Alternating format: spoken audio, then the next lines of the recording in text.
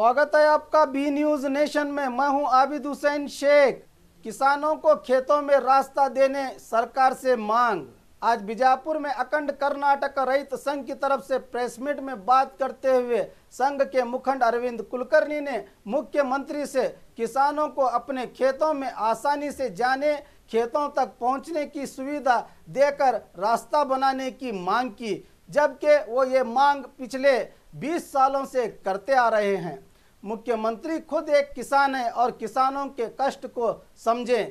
जिला स्तर के अधिकारियों को आदेश देकर किसानों की हमदर्दी का सबूत देते हुए खेतों तक रास्ता बनाने का आग्रह किया। ಗುಳೆ ಹೋಗುವಂಥ ಪರಿಸ್ಥಿತಿ ರಾಜ್ಯದಲ್ಲಿ ನಿರ್ಮಾಣ ಆಗಿದೆ। ಇಂಥ ಒಂದು ಗಂಭೀರ ಪರಿಸ್ಥಿತಿ ನಿರ್ಮಾಣ ಆದರೂ ಕೂಡ ರಾಜ್ಯ ಹಾಗೂ ಕೇಂದ್ರ ಸರ್ಕಾರಗಳು ರೈತರ ನೆರವಿಗೆ ಧಾವಿಸ್ತಾ ಇಲ್ಲ ಮತ್ತು ಸೂಕ್ತ ಪರಿಹಾರ ಕೂಡ ಕೊಡಲಿಕ್ಕೆ ಸರ್ಕಾರಗಳು ಹಿಂದೇಟ ಹಾಕ್ತಾ ಇವೆ।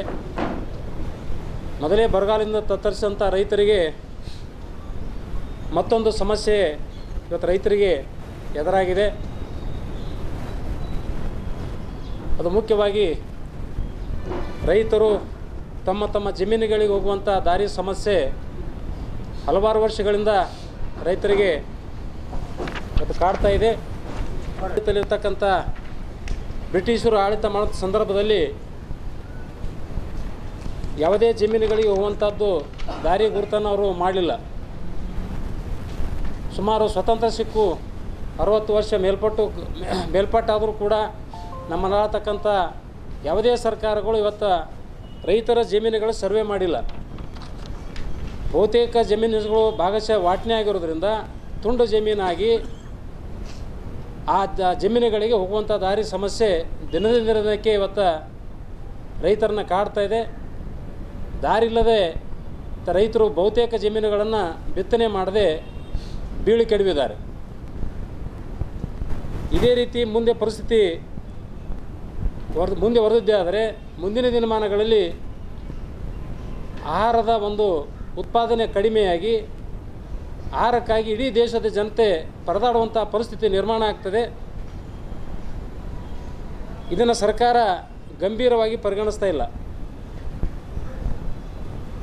ನಾವು ಹಲವಾರು ಬಾರಿ ಹೋರಾಟ ಮಾಡಿ ಇವತ್ತು ಉಪವಾಸ ಸತ್ಯಾಗ್ರಹ ಕೂಡ ಮಾಡಿದ್ದೇವೆ।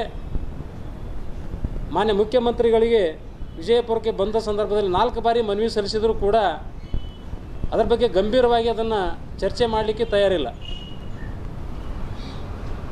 ಮೊನ್ನೆ 11ನೇ ತಾರೀಕಿನ ದಿವಸ ನಾವು ಬೆಂಗಳೂರಿಗೆ ಕಾವೇರಿಯಲ್ಲಿ ಅಂದರೆ ಮುಖ್ಯಮಂತ್ರಿಯವರು ವಾಸಿಸ್ತಕ್ಕಂಥ ಮನೆಗೆ ನಾವು ಭೇಟಿ ಕೊಟ್ಟಾಗ ಮತ್ತು ಸ್ವಲ್ಪ ರೈತ ಮುಖಂಡರ ಜೊತೆಗೆ ಅಂದರೆ ಜಿಲ್ಲಾಧ್ಯಕ್ಷರು, ಜಿಲ್ಲಾ ಕಾರ್ಯದರ್ಶಿ ಆಗಿದ್ದ ನಾನು ಮತ್ತು ನಮ್ಮ ಜಿಲ್ಲಾ ಸಂಚಾಲಕರ ಜೊತೆಗೆ ಸ್ವಲ್ಪ ಮುಖ್ಯಮಂತ್ರಿಗಳು ಅನುಚಿತವಾಗಿ ವರ್ತನೆ ಮಾಡ್ಕೊಂಡಿದ್ದಾರೆ। ಅದು ಸುಮಾರು 30-40 ಜನಸಂಖ್ಯೆ ಸಾರ್ವಜನಿಕರು ತಮ್ಮ ಸಮಸ್ಯೆ ವೈಯಕ್ತಿಕವಾಗಿ ಸಮಸ್ಯೆಗಳನ್ನು ತಂದಿದ್ದರಲ್ಲಿ ಬಹುತೇಕ ನಮ್ಮದು ಸಾರ್ವಜನಿಕವಾಗಿ ರೈತರವಾಗಿರ್ತಕ್ಕಂಥ ಸಮಸ್ಯೆಗಳನ್ನು ತೊಗೊಂಡು ಹೋದರೆ ಅರ್ಜಿಗಳನ್ನು ಅವರು ತೆಗೆದುಕೊಂಡು 1-2 ನಿಮಿಷ ನಿಂತು ಮಾತನಾಡುವಂಥ ಸೌಜನ್ಯ ಕೂಡ ಅವತ್ತು ಮುಖ್ಯಮಂತ್ರಿ ತೋರಿಸಲಿಲ್ಲ। ಎಲ್ಲರದು ಮನವಿ ಕಸ್ಕೊಂಡಾದರೂ ನಮ್ಮದು ಕೂಡ ಕೈಯೊಂದು ಕಿತ್ಕೊಳ್ಳಿಕ್ಕೆ ಬಂದರೂ ನಾವು ಕೊಡಲಿಲ್ಲ ಮನವಿಯನ್ನು। ನಾವು 600 ಕಿಲೋಮೀಟ್ರ್ ಬಂದಿದ್ದು ಹುಡುಗಾಟಿಗೆ ಬಂದಿಲ್ಲ। ಒಂದು ರೈತರ ಒಂದು ಗಂಭೀರವಾಗಿರ್ತಕ್ಕಂಥ ಸಮಸ್ಯೆಯನ್ನು ತೊಗೊಂಡು ನಿಮ್ಮ ಹತ್ರ ಬಂದಿದ್ದೇವೆ, 1-2 ನಿಮಿಷ ನಾವು ಅವಕಾಶ ಕೊಟ್ಟರಂದ್ರೂ ಕೂಡ ಕೊಡದೇ ನೇರವಾಗಿ ಕಾರಿನಲ್ಲಿ ಕೂತ್ಕೊಂಡ್ರು। ನಮ್ಮನ್ನು ಭೇಟಿ ಆಗೋಲ್ಲ ತಿಳ್ಕೊಂಡು ನಾವು ಮುಖ್ಯಮಂತ್ರಿಯವರು ಹೋಗ್ತಕ್ಕಂಥ ಕಾರಿಗೆ ನಾವು ಅಡ್ಡ ಮಲ್ಕೊಂಡಿದ್ದೇವೆ। ಅವತ್ತಿನ ದಿವಸ ಮಲ್ಕೊಂಡು ಪ್ರತಿಭಟನೆ ಮಾಡಿದೆವು। SP ಅವರು ಬಂದು ನಮ್ಮನ್ನು ಕೈ ಹಿಡಿದುಕೊಂಡು ನಮಗೆ ಜಗ್ಗಾಡುವಂಥ ಕೆಲಸ ಮಾಡಿದ್ರು। ಅವತ್ತು ಮುಖ್ಯಮಂತ್ರಿಯವರು ಕೂಡ ಕಾರಿನಿಂದ ಇಳಿದು ಬಂದು ಅದೇನು ಹೊಡೆಯೋರ ಥರ ವೀರಾವೇಶದಿಂದ ಬಂದು ಏನೇನು ರೈತ ಮುಖಂಡರು ಹುಡುಗಾಟಿಗೆ ಹೆಚ್ಚಿದ್ದಾರೆ, ನೀವು ಒಬ್ಬ ರಾಜ್ಯದ ಮುಖ್ಯಮಂತ್ರಿ ಕಾರಿಗೆ ನೀವು ಅಡ್ಡಾಗಿ ಮಲ್ಕೊಳ್ಳೋದು ಯಾವುದು ಪರಿಸ್ಥಿತಿ, ಯಾವ ನಿಮ್ಮ ಹೋರಾಟದ ದಾರಿ ಗೊತ್ತದೆ ನಿಮಗೆ? ನನ್ನ ಮನೆ ಮುಂದೆ ಬರೋಕ್ಕೆ ನೀವ್ಯಾರು? ನಿಮ್ಮ ಮನೆಗೆ ಬಿಟ್ಟವರೇ ತಪ್ಪಂತಕ್ಕಂಥದ್ದನ್ನು ಭಾಳ ಒಂದು ರೈತರಿಗೆ ಅಪಮಾನ ಮಾಡುವಂಥ ಒಂದು ಪರಿಸ್ಥಿತಿಯಲ್ಲಿ ಅವತ್ತು ಮಾತನಾಡಿದರು ಮತ್ತು ನಮಗೆ ಬೆದರಿಕೆ ಕೂಡ ಹಾಕಿದರು, ಕಂಪ್ಲೇಂಟ್ ಮಾಡಿ ನಿಮಗೆ ಜೈಲಿಗೆ ಕಳಿಸ್ತೇವೆ ಅಂತಕ್ಕಂಥ ಮಾತನ್ನು ಕೂಡ ಮುಖ್ಯಮಂತ್ರಿ ಹೇಳಿದರು। ಅದು ನಾವೇ ನಮ್ಮ ಸ್ವಾರ್ಥಕ್ಕೆ ಹೋಗಿಲ್ಲ ಅಥವಾ ಅವ್ರೇನು ದುಡ್ಡು ಕೇಳಲಿಕ್ಕೆ ಹೋಗಿಲ್ಲ। ಇಡೀ ರಾಜ್ಯದ ಒಂದು ರೈತರ ಒಂದು ದಾರಿ ಸಮಸ್ಯೆ ಸಲುವಾಗಿ ನಾವು ಮುಖ್ಯಮಂತ್ರಿ ಅಂತಂದರೆ ರಾಜ್ಯದ ಒಬ್ಬ ದೊರೆ, ನೀವು ಈ ರೀತಿ ಮಾತನಾಡೋದು ಸರಿಯಲ್ಲ, ನಿಮ್ಮ ಒಂದು ಸ್ಥಾನಕ್ಕೆ ಬೆಲೆ ಅನ್ನತಕ್ಕಂಥ ಮಾತನ್ನು ಕೂಡ ಹೇಳಿದೆವು ಅವರಿಗೆ। ಆಯ್ತಪ್ಪ, ನಾನು ಕೂಡ ರೈತ ಸಂಘದಲ್ಲಿ ಹೋರಾಟ ಮಾಡಿ ಬಂದಿದ್ದೀನಿ, ನನಗೂ ರೈತರ ಕಷ್ಟ ಅಂತಕ್ಕಂಥದ್ದು ನನಗೆ ಗುರ್ತಿದೆ ಅಂತಕ್ಕಂಥ ಹೇಳಿದರು. ನಾವು ಕೂಡ ಪ್ರತಿ ಉತ್ತರ ಕೊಟ್ಟಿದ್ದೇವೆ ಅವರಿಗೆ.